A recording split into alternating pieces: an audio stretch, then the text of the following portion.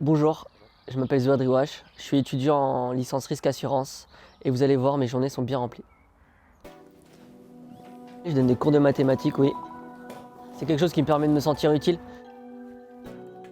Parce que je sais que moi, quand j'étais au lycée, j'étais au rattrapage et il y a mon voisin qui était venu m'aider, qui était lui-même professeur de mathématiques et donc je me dis que c'est normal d'aider les autres qui n'ont pas forcément les moyens de se financer des cours.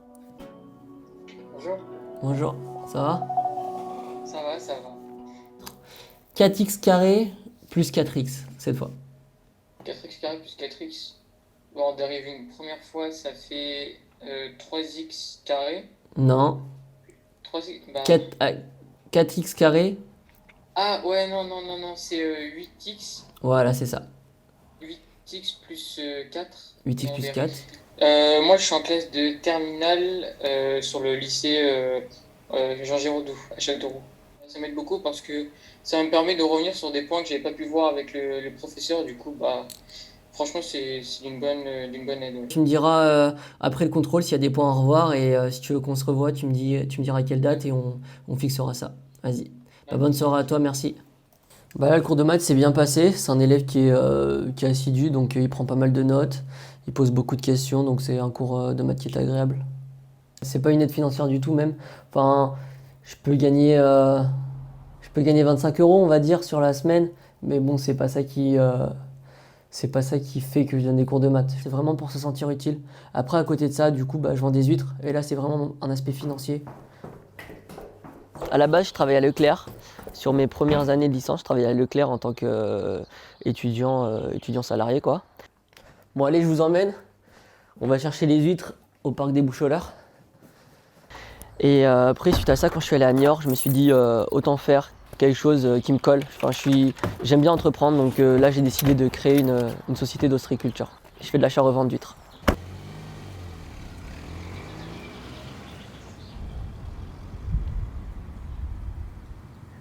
Là, on a démarré cet hiver, donc au niveau financier, ça a surtout amorti du coup les coûts de lancement, l'achat du camion, l'achat du matériel, etc.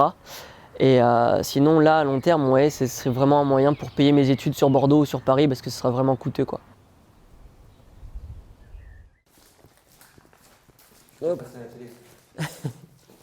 23 hectares. 9 en Bretagne, puis le reste en Charente. Puis là, ça fait 2 semaines, ils viennent chercher directement à la cabane, à l'établissement. Ok. Donc là, voilà les 18 kilos de 2. Ok, hop, merci.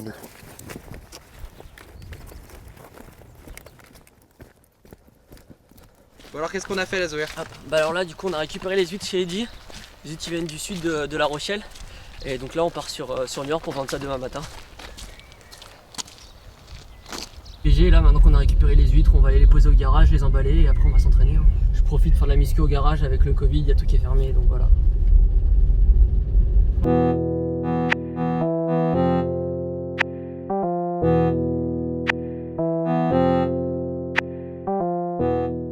Je me libère pas mal de temps pour la musculation parce que ça me permet en fait d'être vraiment gainé et d'assumer les entraînements. Plus je fais de musculation et moins j'ai de chances de me blesser, moins j'ai de risque de blessure parce que je suis préparé physiquement à faire des bornes, faire des kilomètres.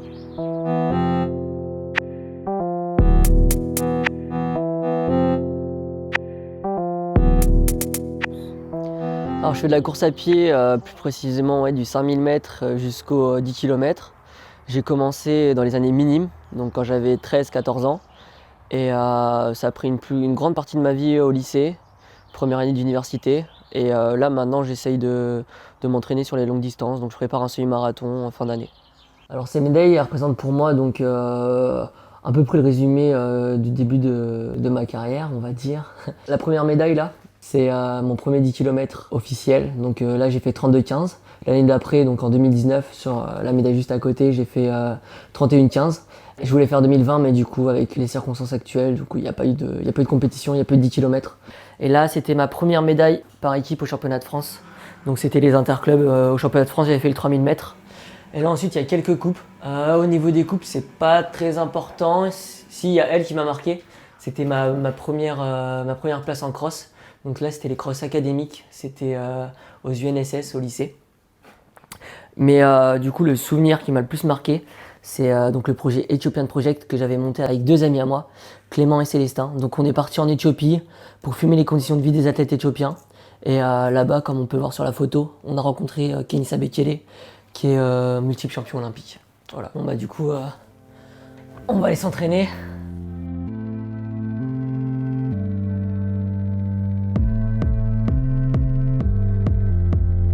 Bah, de courir, ça me procure d'abord une sensation de liberté, on va dire. Ça me permet un peu de vider la tête par rapport à la journée, etc. Quand je m'entraîne, je me challenge moi-même et de progresser de mois en mois, d'année en année. C'est sûr que c'est un état d'esprit qui m'a servi dans la vie de tous les jours parce que faut pas mal de persévérance en course à pied, faut pas lâcher au 8e kilomètre par exemple, si on est un peu fatigué, faut pas lâcher. C'est le genre de mental qui m'a permis de continuer sur la voie universitaire ou même de lancer des projets où on n'a pas forcément de résultats directement. Voilà, donc ouais, la persévérance c'est quelque chose que je réutilise dans la vie de tous les jours.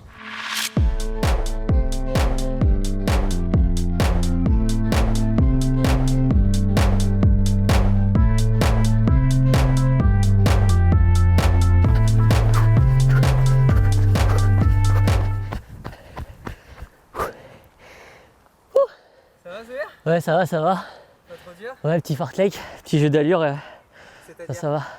Bah là, du coup, pour faire monter le cœur, j'ai fait un fartlek, c'est un fractionné. 30 secondes d'effort, 15 secondes récup, 30 secondes d'effort, 15 secondes récup. Là, sur 15 minutes, c'est pas très long, mais ça fait monter le cœur vite. Voilà. Alors, c'est vrai que je fais plusieurs tâches et plusieurs tâches chronophages. Comme on a pu voir, aller jusqu'à Foura, etc., ça prend du temps. Après, je pense que c'est juste une question de discipline. Par le passé, j'étais pas très discipliné. Et en fait, plus je me donne de tâches ou plus je me donne de missions et plus j'apprends à être discipliné. Donc au contraire, je pense que c'est vraiment un équilibre. C'est pas du surmenage, je pense que c'est vraiment un équilibre de faire plusieurs choses différentes à la fois dans la journée.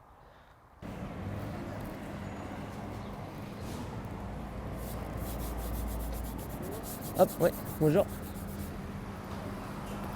Ah, elles sont bonnes. Moi, ça m'évite d'aller au marché, je veux dire. Hein. Ça, oui, Donc vous avez l'habitude de prendre des litres ici, madame? toujours, tous les samedis. Et je pensais que vous ne seriez pas là à cause du 8 mai. Les journées où c'est plus calme, non, ça pèse pas forcément sur notre société parce qu'on essaie d'acheter les stocks qu'on sait qu'on va revendre le week-end. On n'a pas acheté plus d'huile que d'habitude. Normalement, ici, on a presque 8 bacs à 10 bacs sur les périodes de Noël par journée. Là, par exemple, on a pris que 2 bacs parce qu'on sait qu'on va pas vendre plus. Donc on essaie vraiment de jauger, quoi, pour pas avoir de pertes. Moyenne? Une douzaine? Oui. Hop, un petit sac. 12. Du coup, moi? Ouais, j'ai tout coupé. Oui. Combien tu dois? C'est 6,50. J'ai pas d'autres pièces de 2. Attendez, sinon j'ai un. Oui, c'est bien pratique et puis j'aime les huîtres. Il n'y a pas d'objectif niveau chi parce que c'est la première année qu'on s'installe sur Niort. Donc le but c'est juste de fidéliser la clientèle pour qu'à Noël, quand on se réinstalle ici, on ait pas mal de commandes.